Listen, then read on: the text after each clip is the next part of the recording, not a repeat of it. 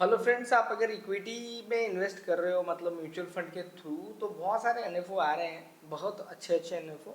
और मैंने बहुत सारे फंड मैनेजर्स के साथ भी मीटिंग्स किए हैं, उनके सेमिनार्स भी अटेंड किए हुआ है। तो आप जो ऐसे मिड कैप, लार्ज कैप और स्मॉल कैप देख के म्यूचुअल फंड इन्वेस्ट कर रहे हो, वो अच्छा है। लेकिन इक्विटी में 100 में से 80% लोग तो पैसा बनाते हैं, थोड़ा या बहुत बनाते हैं बुल रन में।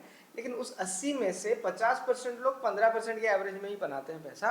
और जो 15% बचे, वो लोग 200-250% का भी कंपाउंडिंग कर लेते हैं एक एक साल में। तो इसके पीछे का वजह क्या है ना, इक्विटी म्यूचुअल फंड्स को आप जब खरीदते हो तो म्यूचुअल फंड का फोरकास्ट देखना होता है, ना कि पास्ट रिटर्न्स। आप पास्ट रिटर्न देखते हो, अच्छा बढ़ रहा है, उसमें डाल देते हो, 2 साल अच्छा बढ़ता है, उसके बाद डाउन हो जाता है। क्योंकि ज़्यादातर जो सेक्टर्स लेके चल रहा है वो म्यूचुअल फंड्स, वो सेक्टर्स में प्रॉफिट बुकिंग होएगा। अगर उसको काट के स्टॉक्स नहीं ले रहे हैं तो प्रॉब्लम में पड़ जाते हैं म्यूचुअल फंड के जो भी फंड मैनेजर है। तो यहाँ पे हमेशा एक सजेशन रहता है कि आप स्टैंडर्ड डेविएशन हो गया या फिर जितने भी रेशियोज हैं वो सब देख के आप खरीदते हो, लेकिन उतना काफ़ी नहीं है एक अच्छा म्यूचुअल फंड को उठाने के लिए। आपको म्यूचुअल फंड लेने से पहले उसका प्रेजेंटेशन पढ़िए, उसका क्लैरिटी लीजिए कि वो क्या गोल के ऊपर फोकस कर रहे हैं। इंडिया जिस ग्रोथ पे जा रहा है उसी ग्रोथ के हिसाब से उनके म्यूचुअल फंड इन्वेस्टमेंट है या नहीं। तो चलिए आज हम बात करेंगे एबाकॉस का एक फ्लेक्सी कैप का एनएफओ है, उसके बारे में थोड़ा सा आइडिया दूंगा। देखते हैं वो फंड कैसा है, उसमें कितना पैसा बन सकता है या नहीं, और हल्का सा डिटेल्स में बताऊं। पहला चीज़ जो इनके प्रेजेंटेशन में मुझे अच्छा लगा, जिसका मैं बहुत ही बड़ा मतलब बिलीवर हूँ, कि आप यहाँ पे देखोगे तो 2000 के आसपास, 2000 के आसपास हम अगर देखेंगे तो जीडीपी यहाँ पे डॉलर वाइज है, ओके। और 2007 के आसपास हमने फर्स्ट ट्रिलियन डॉलर इकोनॉमी को टच किया था, सेकेंड ट्रिलियन हमने 2014 को टच किया था, 2021 में थर्ड ट्रिलियन, और 2024 में हमने लगभग 4 ट्रिलियन का इकोनॉमी के आसपास छुआ था, जो कि 25-26 में हो गया। अभी एक्सपेक्टेशन किया जा रहा है कि 2030 तक हम 8 ट्रिलियन इकोनॉमी को टच करेंगे। तो देखिए 2021 से लेके 2024 के अंदर मार्केट में जो तेजी आया उसको हमने देखा और उसको महसूस किया हमने। तो फ्यूचर एंड ऑप्शंस में बहुत सारा पैसा गवाया, लेकिन इक्विटी में आप लोगों ने देखा कितना पैसा बन सकता था। अभी अगर रिस्क के बारे में देखेंगे तो हाई रिस्की प्रोडक्ट है ये बता रहे हैं। यहाँ पे आपको वेबसाइट में स्कीम प्रेजेंटेशन मिल जाएगा, उनके सारे जो डॉक्यूमेंट्स हैं वो मिल जाएंगे।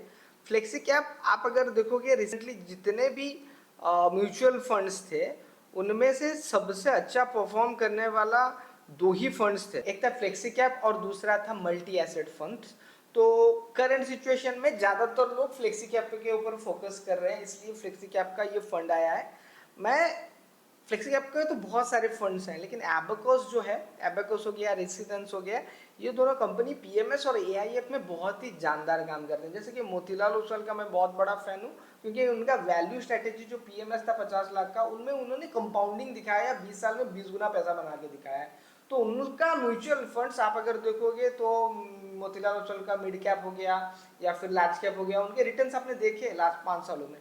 तो जो जो लोग पीएमएसएस में हैं, उनके पीएमएसएस में जो फोकस्ड और कंसंट्रेटेड पोर्टफोलियो में जो स्टॉक्स उठाते हैं, वही स्टॉक वो म्यूचुअल फंड्स में भी डालते हैं, इसीलिए उनका फंड हमेशा अल्फा जनरेट करता है। तो मेरा भी एक्सपेक्टेशन है कि ये फंड आने वाले समय में बहुत अच्छा पैसा बना के दे सकता है। तो आपके पास अगर कोई म्यूचुअल फंड्स हैं जो काम नहीं कर रहे हैं, जिनका परफॉर्मेंस अच्छा नहीं है, तो ये सही टाइम है उसको डाइवर्सिफाई करके यहाँ पे आप ला सकते हो, उसको स्विच कर सकते हो।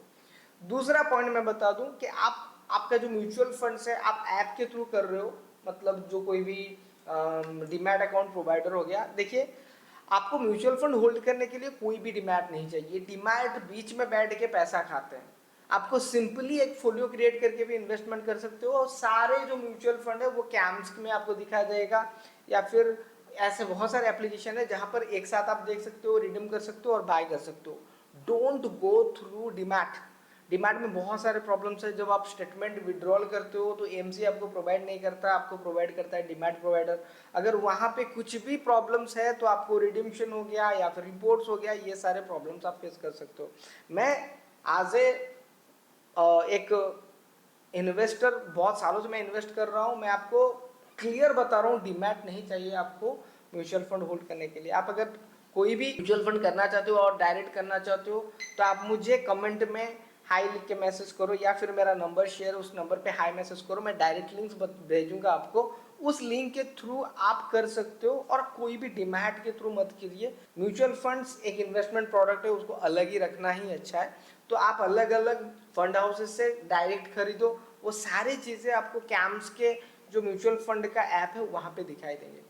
तो आई होप ये जो वीडियो मैंने बताया था कि फ्लेक्सी कैप के ऊपर मैंने बताया है, अगर इसके ऊपर और डाउट्स हैं तो कमेंट में बताइए, या फिर मेरा व्हाट्सअप नंबर तो शेयर किया हुआ है, उस नंबर पे आप रिप्लाई कीजिए, मैं आपको रिप्लाई करूँगा। और अगर और कोई म्यूचुअल फंड है जिसके बारे में जानकारी आपको चाहिए, या फिर आप इन्वेस्टमेंट कर रहे हो, वहाँ पे रिटर्न्स नहीं मिल रहा है और स्विच करना चाहते हो, तो ये सही टाइम है मार्केट बढ़ने से पहले आप अपना फंड को चेंज कर सकते हो और मुझे मैसेज करके सारा इन्फॉर्मेशन आप पा सकते हो। आई होप ये वीडियो आपको पसंद आया है। अगर आपके दोस्त कोई भी म्यूचुअल फंड में इन्वेस्ट कर रहे हैं तो ये वीडियो जरूर शेयर करें। Thank you very much. Investment on blog.